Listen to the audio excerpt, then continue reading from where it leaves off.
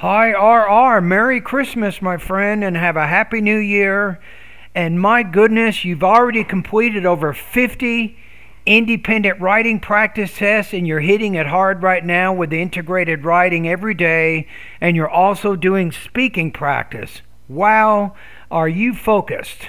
And the more you practice, the better you're going to get, and there's no question about that. And I am Michael from OTC OnlineTOEFLcourse.com. Again, have a very Merry Christmas, you and your family, and a very Happy New Year 2021.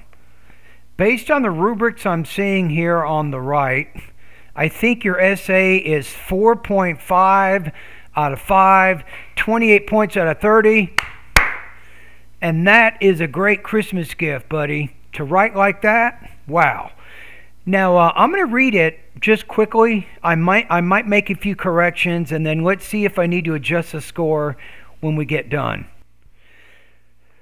Okay, let's read the essay here. Let's see how you did. So, from what I can tell, your structure is pretty good. So, your introduction states the main point of both the reading and the lecture. And then in paragraphs 2, 3, and 4, you have reading points number 1 and listening point 1, then reading point 2, listening point 2, and finally, in the final paragraph, you have reading point number 3 along with listening point 3. So let's take a look at it quickly. So the reading talks about 3 reasons why salvage logging is beneficial, and in the lecture, the professor casts doubt on. I'll correct you every time you do this. Cast doubt on these misconceptions. First of all, the author of the reading notes that trees take several years to... I'm going to change this to decompose, active meaning, not passive. The trees are decomposing. Right, that's active voice.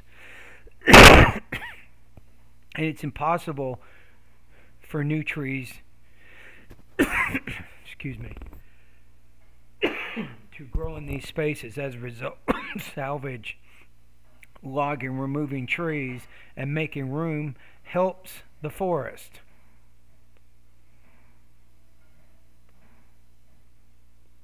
It's a little awkward. Salvage logging, removing trees.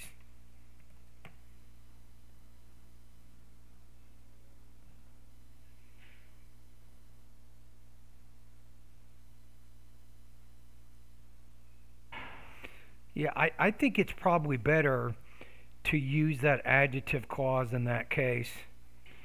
It's a little awkward having the logging and then removing. So salvage logging, which removes trees and makes room, helps the forest. This claim is challenged by the author, who suggests that cleaning up forests is not an excellent proposal since a natural process enriches the soil. I love that sentence there. Perfect. Really good. I like how you say the claim is challenged by the author. That's exactly what integrated writing is.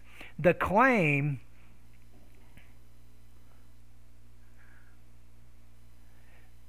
probably you want to say here is challenged by the speaker.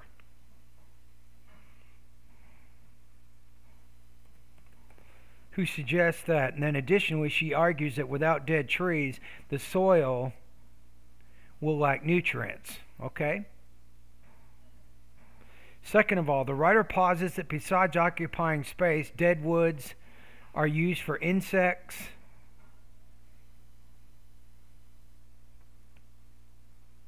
how about decomposing trees?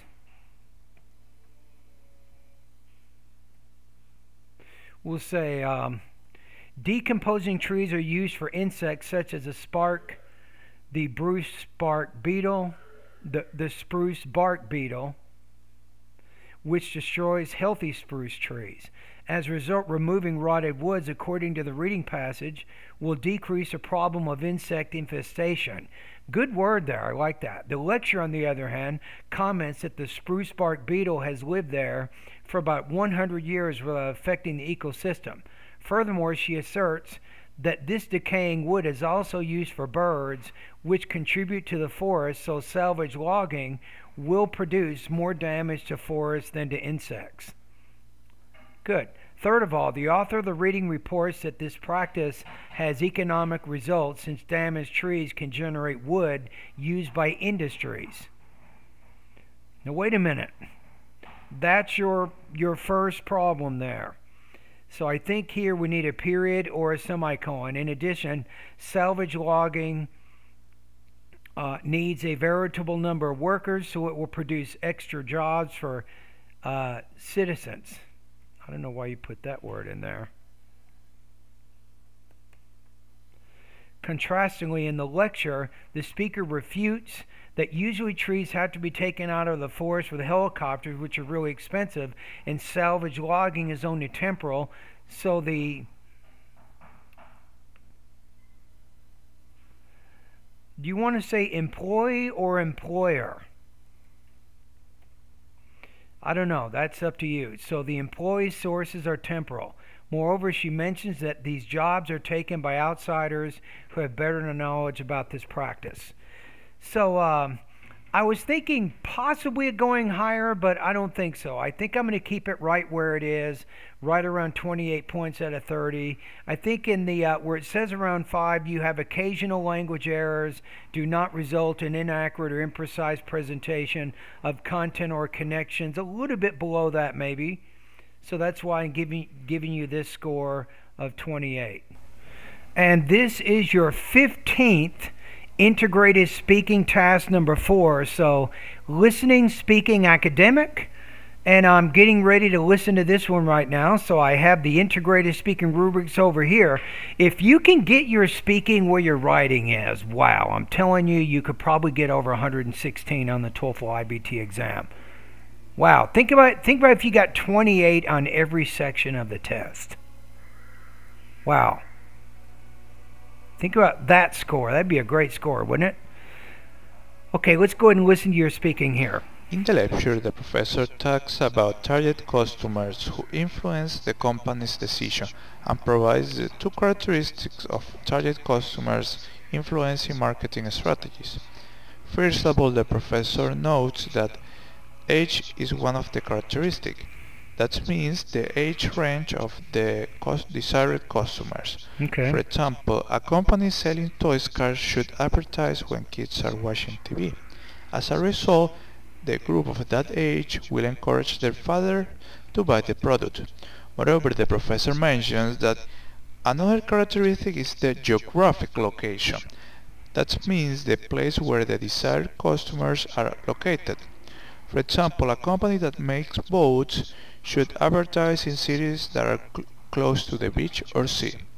These 2 examples explains how the characteristic of target customers influence marketing strategy for products. It's a good organization. Wow. I'm going to say 2.5 to 3, but maybe I might put you at about 20 to 22 points on this one. Let's listen to it one more time.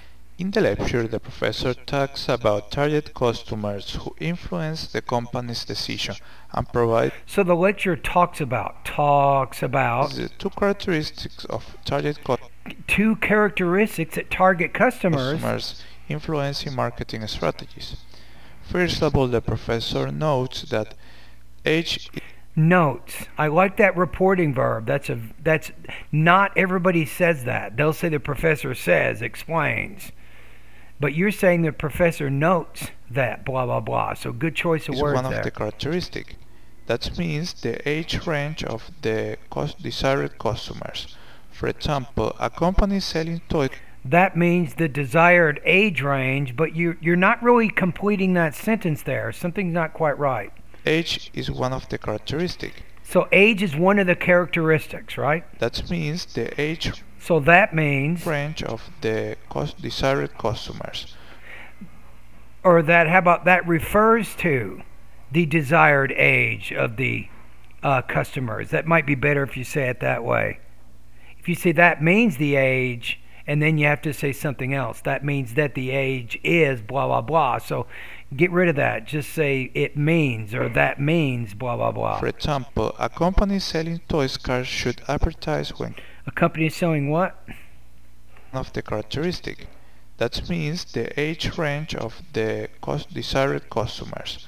For example, Or maybe which means. Yeah, use which there. I think I got it now. Use which. You're kind of using what's called a non-restrictive element, right? Which means the adjective clause is adding to the meaning of the independent clause. So maybe change that to which, and I think it fits a little bit better grammatically within that part of the sentence. a company selling toy cars should advertise when kids are watching TV. So when they're watching. So a toy company should sell their products when kids are watching TV. As a result, the group of that age will encourage their father to buy the product. Moreover, the professor mentions that maybe, will include their parents, not just say fathers. It will include their parents in blah, blah, blah. Another characteristic is the geographic location. Okay, and another, that's that interdental consonant sound. You got to get the tongue between the teeth. Another. That means the place where the desired customers are located. Which means the desired location of where the customer is. So I think that you need to look at this. I think there's go to Google. I'm going to give you the keywords here. Okay, here are the keywords. Using that and which in restrictive and non-restrictive adjective clauses. So see if you can understand when you should use that, or when should you use which when you're using adjective clauses in English grammar.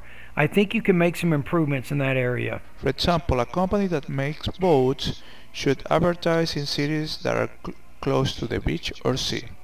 These two examples explains how the characteristic of target customers influence marketing strategy for products. And marketing strategies for products, strategies there. Okay, so I think that my score is pretty good. I think I told you about 20 to 22 points out of 30. I think that's reasonable. So you have a few bumps when it comes to your grammar, your language use. You can work on those things, and you're already working on your pronunciation. So keep working in both of those areas to continue to make the improvements to help your speaking score get higher.